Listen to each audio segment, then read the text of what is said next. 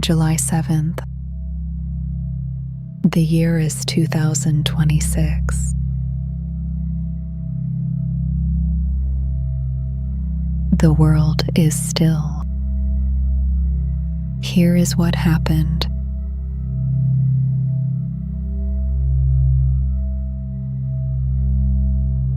A tanker caught fire in the Strait of Hormuz early Tuesday after being struck by a projectile.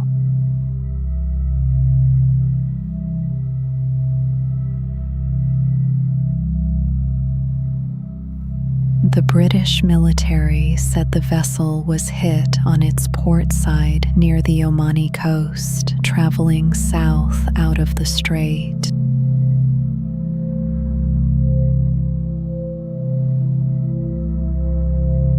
Iranian state television implied Tehran carried out the attack, saying the tanker had ignored warnings. But Iran made no official claim.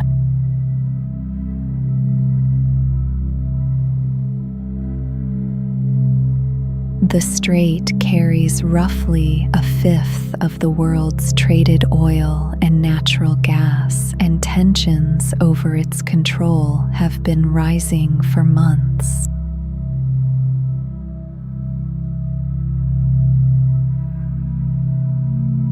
Talks between Iran and the United States appear to be on hold until after the burial of Iran's late supreme leader, who was killed at the start of the war.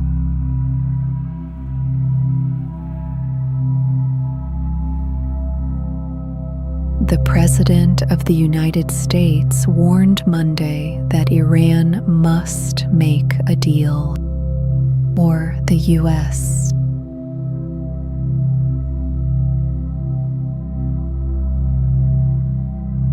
would, in his words, finish the job.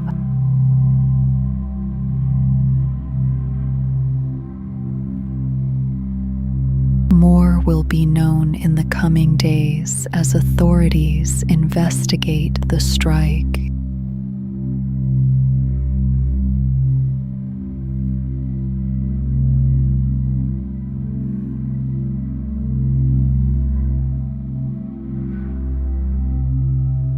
NATO leaders are gathering in Ankara, Turkey, for a summit on military spending.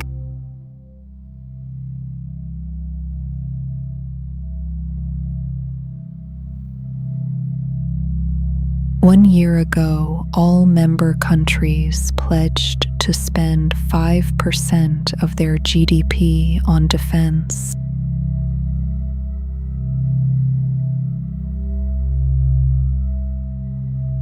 The President of the United States is arriving after a year in which he questioned the alliance's value and threatened to seize Greenland, an autonomous part of Denmark.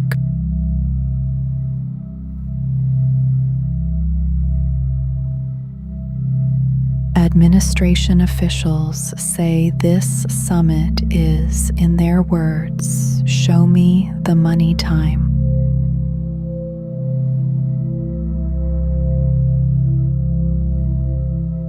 European officials say their goal now is to minimize the damage of a coming transition, not to keep the United States fully committed.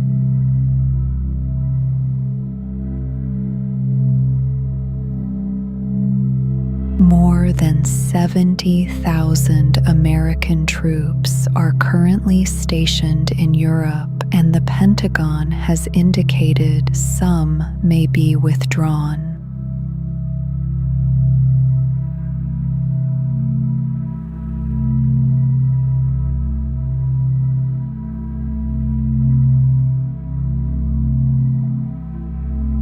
Ukraine's president traveled to Ankara for a NATO summit today.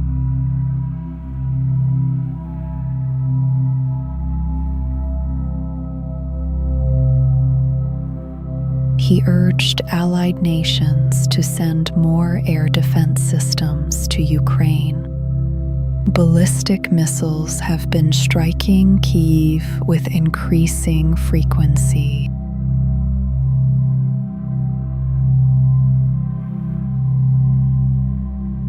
More than 50 civilians died in 2 attacks on the capital in less than a week.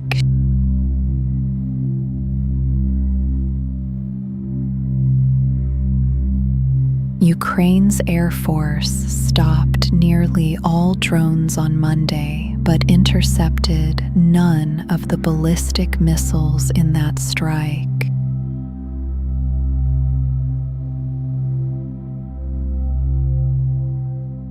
The president of Ukraine said production of defense missiles has not been scaled up to the level required. He has asked European nations to share their existing stockpiles.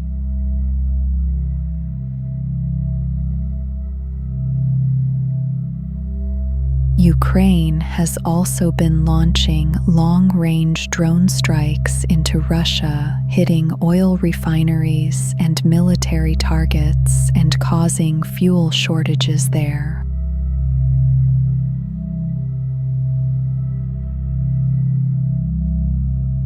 The NATO Secretary General urged member states to ensure Ukraine gets what it needs to defend itself.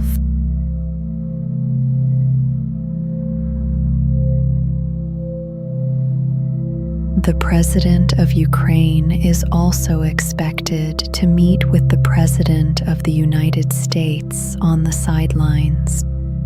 More will be known after the summit concludes Wednesday.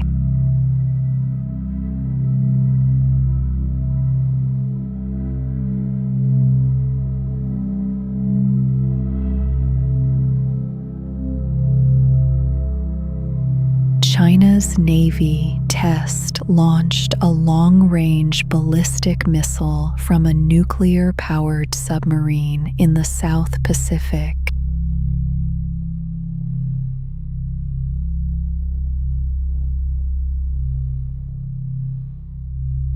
The missile carried a dummy warhead. China said the launch was part of routine annual training.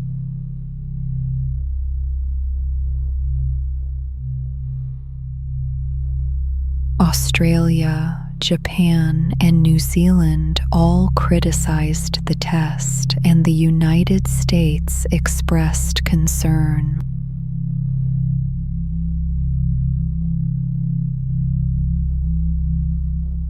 New Zealand noted the missile was fired into the South Pacific Nuclear Free Zone, a region where China pledged not to test nuclear weapons after ratifying a treaty in 1987.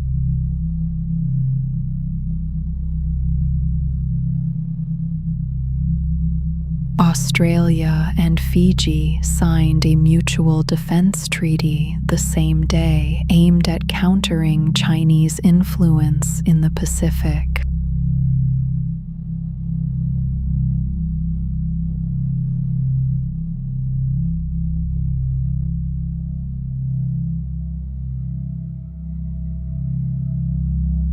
Extreme heat settled over much of the eastern United States on Independence Day.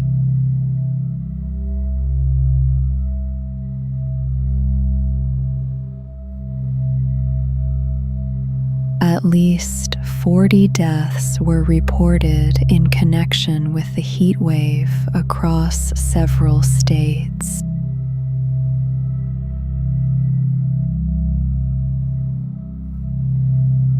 Emergency rooms saw high numbers of people with heat-related illness.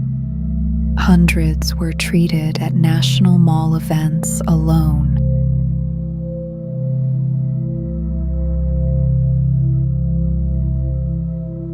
Several Independence Day celebrations were canceled or restricted, including parades in Philadelphia and Washington.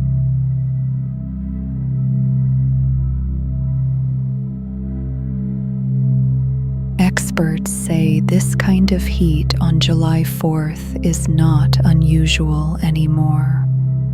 It is becoming the expected pattern.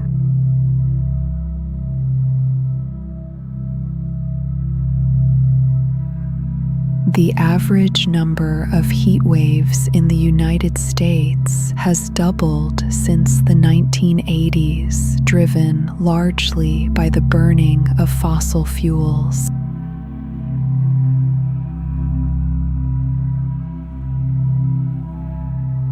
More heat waves like this one are expected in the years ahead.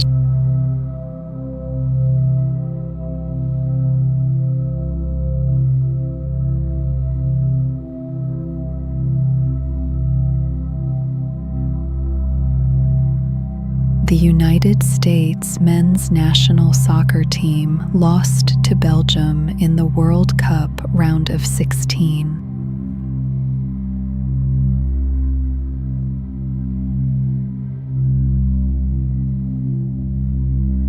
The final score was 4-1, and the match was played in Seattle.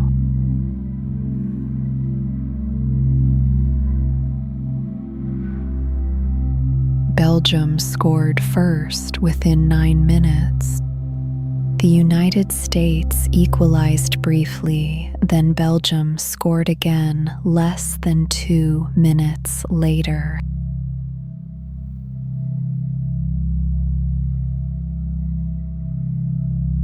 A goalkeeper error in the 57th minute led to Belgium's third goal, and a fourth came in stoppage time.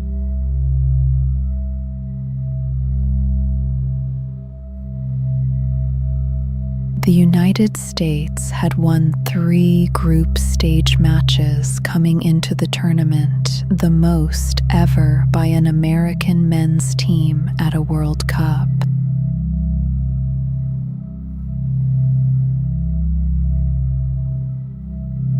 Before the match, a controversy arose over a suspended striker.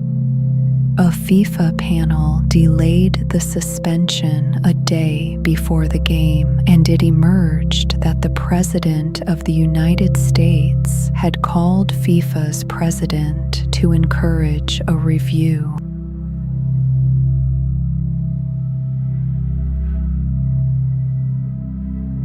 Belgium advanced. The United States tournament is over.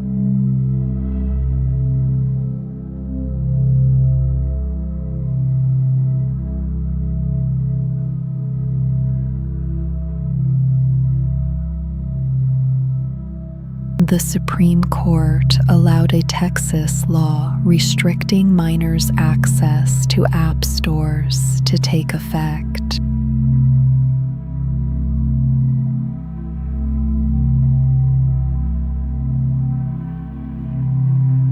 The law requires app stores to verify users' ages and bars anyone under 18 from downloading most apps without a parent's approval.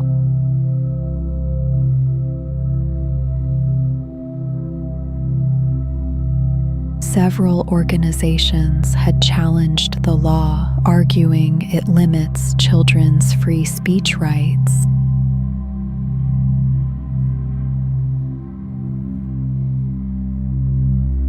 The court's order was unsigned and gave no explanation. The law remains in place while lawsuits continue in lower courts.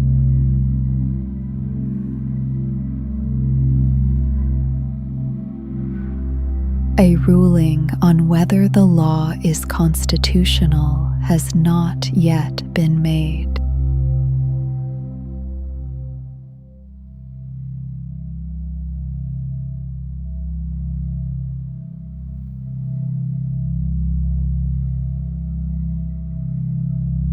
federal government launched new investment accounts for children today.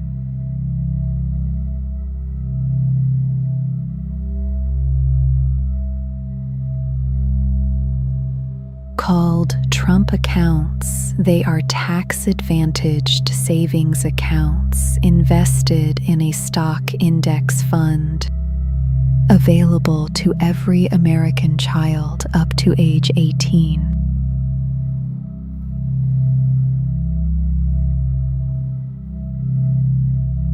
Families can contribute up to $5,000 a year, and children born between 2025 and 2028 receive a $1,000 deposit from the government.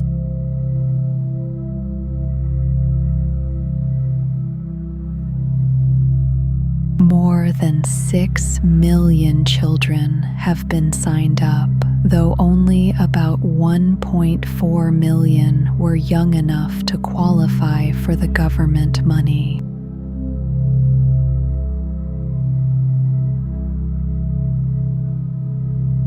"87 companies, foundations, individuals, and states have announced additional contributions to the accounts.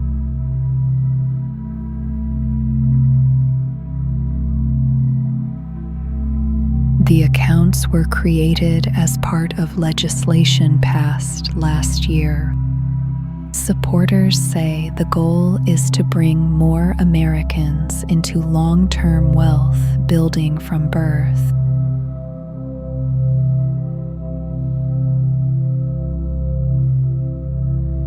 Whether the accounts will deliver lasting benefits over time remains to be seen.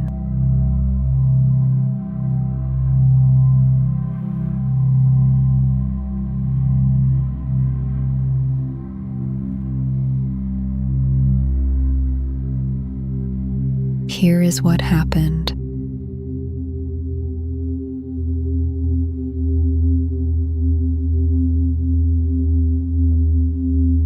The world is still.